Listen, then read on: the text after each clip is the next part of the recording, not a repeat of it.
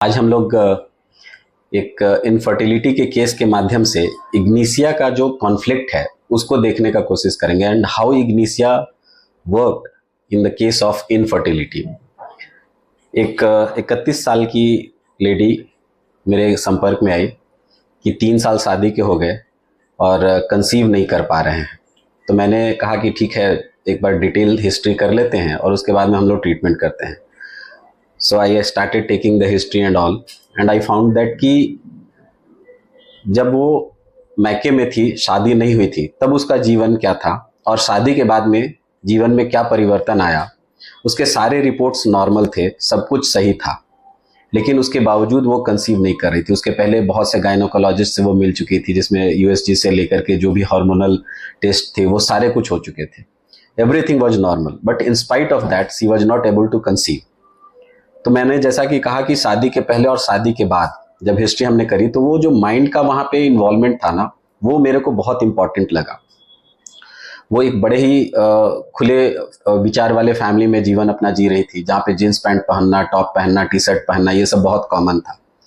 और 2 बहनें थी, माता पिता थे, तो परिवार बड़ा ही एकदम होता है ना, ओपननेस के साथ में, और बहुत अच्छी बॉन्डिंग के साथ में जी रहे थे।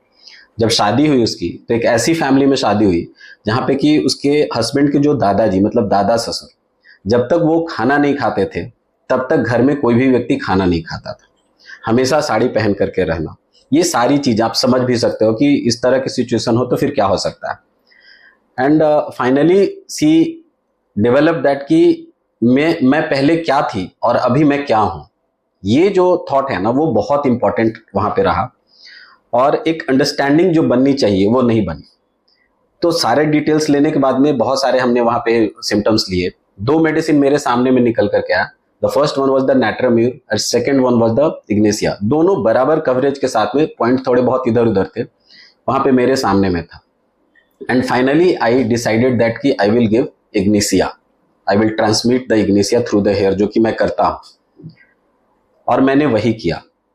And the theme was that की conflict between feelings and reality. Ignatia का ये बहुत ही इंपॉर्टेंट एस्पेक्ट है, conflict between feelings and reality.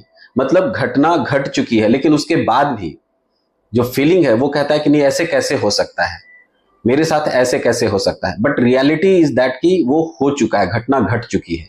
तो ये स्टेट जब तक बना हुआ है तब तक वो इग्निशिया का स्टेट है। लेकिन एक बार जब सेटल कर जाता है नाट्राम्यूर, हम तब सोच सकते थे कि नहीं, वो ग्रीफ, एक मेंटल शॉक लगा और वो ग्रीफ में कन्वर्ट हो गया और उसके बाद में वो अपना जीवन जी रहा है, तो वो नाट्राम्यूर का हो जाएगा। लेकिन जब तक ये स्टेट बना हुआ है कि ऐसे कैसे हो सकता है, तब तक हमें वो सोचना है कि ये इग्निशिया का स्टेट है। It may be for 1 day, it may be for 1 month, it may be for 1 year, और लंबे समय तक, जब तक आप इस स्थिति में हो। तो सेम वही कंडीशन वहां पे था उस पेशेंट के साथ में कि मैं क्या थी और अभी क्या है और ये कैसे हो गया, मेरे को यही समझ में नहीं आ रहा। So still there was conflict. So this was the theme. On the basis of that I decided ignatia. And मई में वो मेरे सामने में आई, मई में वो मेरे को कंसल्ट की थी।